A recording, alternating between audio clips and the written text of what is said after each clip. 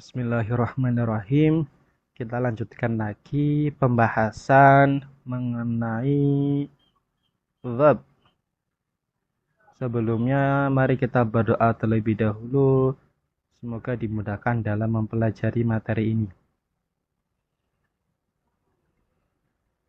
Oke. Sebelumnya kita sudah mempelajari transitive verb atau kata kerja yang dia membutuhkan objek. Objeknya bisa satu ataupun dua. Kalau satu namanya adalah monotransitive verb, kalau dua namanya ditransitive verb. Oke, berikutnya yang kedua adalah intransitive verb. Intransitive verb itu adalah kata kerja yang tidak membutuhkan objek. Kalau transitif butuh objek, kalau intransitif dia tidak membutuhkan objek. Apa saja jenisnya? Yang pertama, jika dia tidak membutuhkan, dia nggak butuh objek, juga tidak membutuhkan complement of subject. Complement of subject itu pelengkap atau penjelas dari subjek. Jadi dia tidak membutuhkan sesuatu yang menjelaskan subjek. Bisa berupa adjektif, bisa berupa noun, ataupun juga bisa berupa adverb. Jika dia nggak ada objek dan juga tidak membutuhkan complement of subject, atau singkatannya adalah CS, maka dia dinamakan complete intransitive verb. Complete intransitive verb. Sudah komplit. Dia tidak membutuhkan namanya complement of subject. Karena komplit, maka polanya subject plus verb. Pola utamanya adalah subject diikuti dengan verb saja, tanpa ketambahan complement of subject ataupun objek. Contohnya, dia sedang tidur. He is sleeping. Dia sedang tidur di kamar. He is sleeping in my room. Nah, verbnya adalah is sleeping. Mau dia ketambahan in the room, mau dia tidak ada in the room, itu sudah memiliki makna. Artinya dia nggak butuh objeknya. Setelah sleeping, tidak membutuhkan objek dan juga tidak membutuhkan penjelas dari subjek atau complement of subject. Contoh lagi, Tukiem pergi ke pasar. Tukiem goes to market. Nah, mau teman-teman tambahkan to market ataupun nggak ada, verbnya adalah goes ya. Goes. Mau ada to market ataupun nggak ada to market, itu sudah bisa dipahami atau sudah memiliki makna. Tukiem pergi, itu sudah memiliki makna. Artinya tidak perlu ketambahan to market boleh, ada juga tidak ada masalah. Setelah verb boleh tambah adverb boleh, nggak ada adverb juga tidak ada masalah. Gitu ya. Intinya ada subjek dan verb. Yang kedua, jika membutuhkan complement of subject berupa adjektif, noun ataupun adverb, maka dia dinamakan incomplete intransitive verb atau biasanya juga disebut dengan linking verb. Polanya adalah subject linking verb diikuti dengan CS. Nah, artinya CS ini itu harus ada karena dia butuh complement of subject. Harus ada CS, harus ada penjelasnya.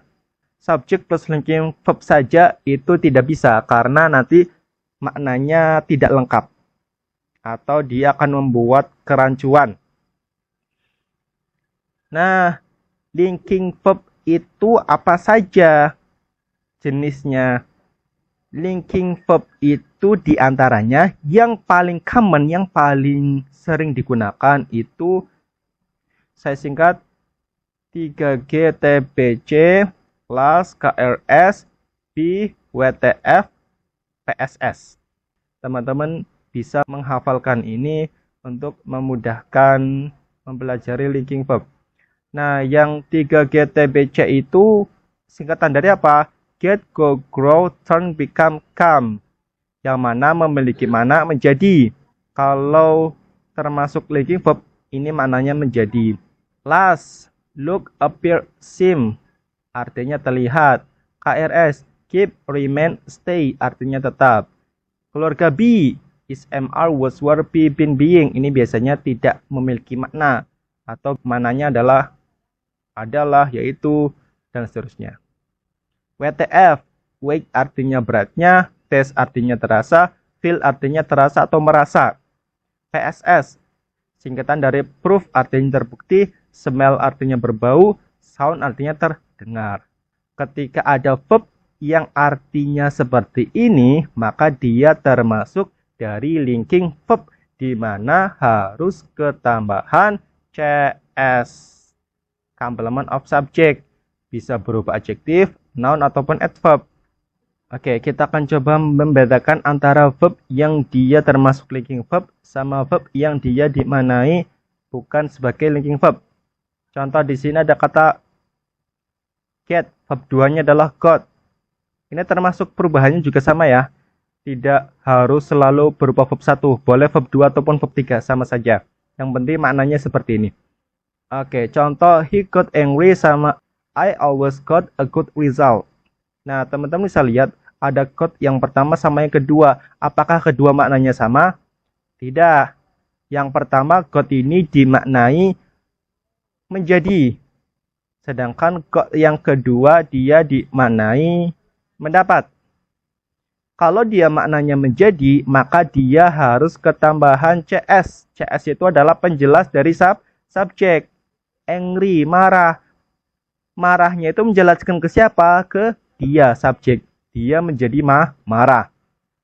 Sedangkan got yang kedua, apakah dia maknanya menjadi? Saya selalu menjadi hasil yang bagus. Tidak, dia bermakna mendapatkan. Nah, karena mendapatkan itu pasti butuh objek. Mendapatkan apa? Mendapatkan a good result. Nah, karena dia maknanya mendapatkan, berarti dia bukan termasuk dari linking verb. Got yang kedua ini lebih pada transitive verb yang mana membutuhkan objek. Objeknya ada satu, maka contoh yang kedua ini transitive verb. Jenisnya adalah monotransitive. Contoh yang kedua, you look beautiful sama he often looks at me. Ada kata look yang pertama sama look yang kedua. Apakah maknanya sama? Teman-teman bisa lihat, you look beautiful. Look di sini maknanya lebih cocok bermakna terlihat. Karena maknanya terlihat, maka dia termasuk linking verb. You look beautiful, kamu terlihat atau kamu nampak cantik. Sedangkan kalau yang kedua, he often looks at me.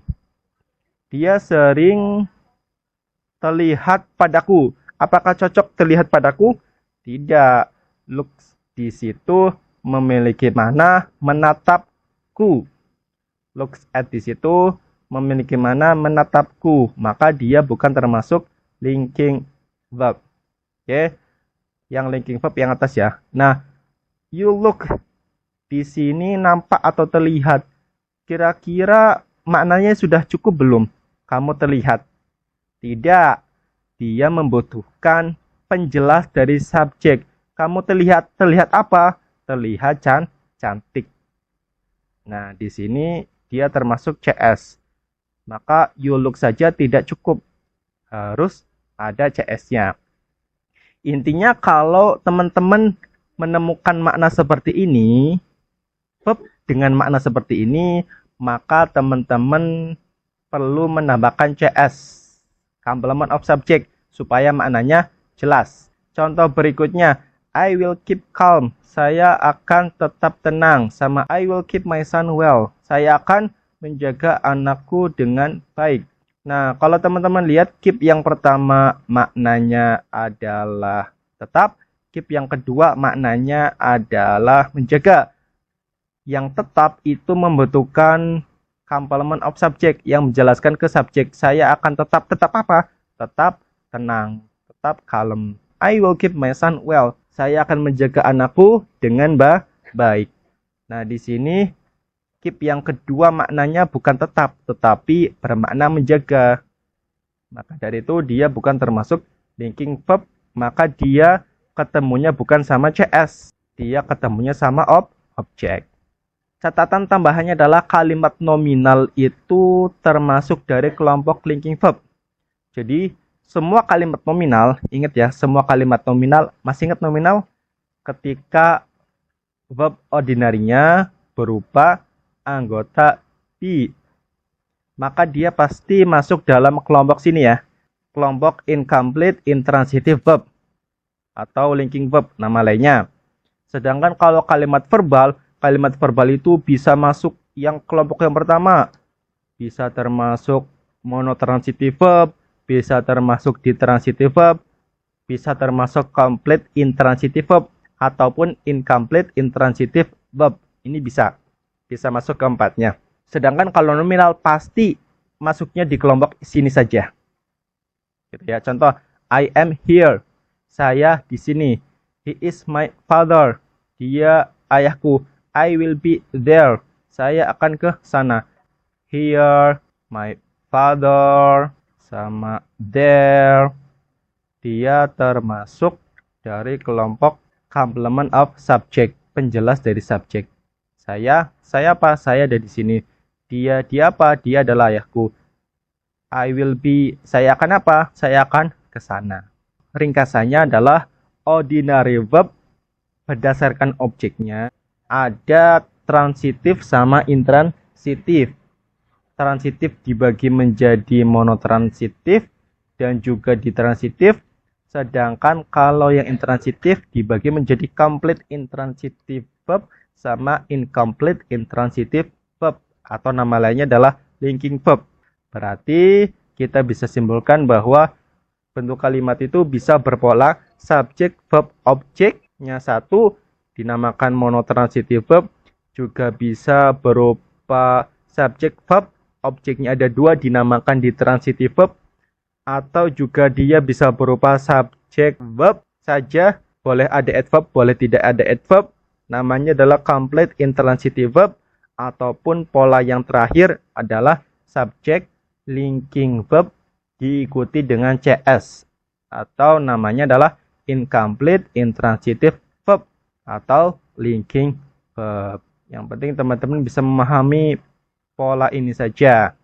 Itu untuk materi mengenai verb berdasarkan objeknya. Mungkin cukup sekian dari saya. Mudah-mudahan bisa bermanfaat. Everyone can be better.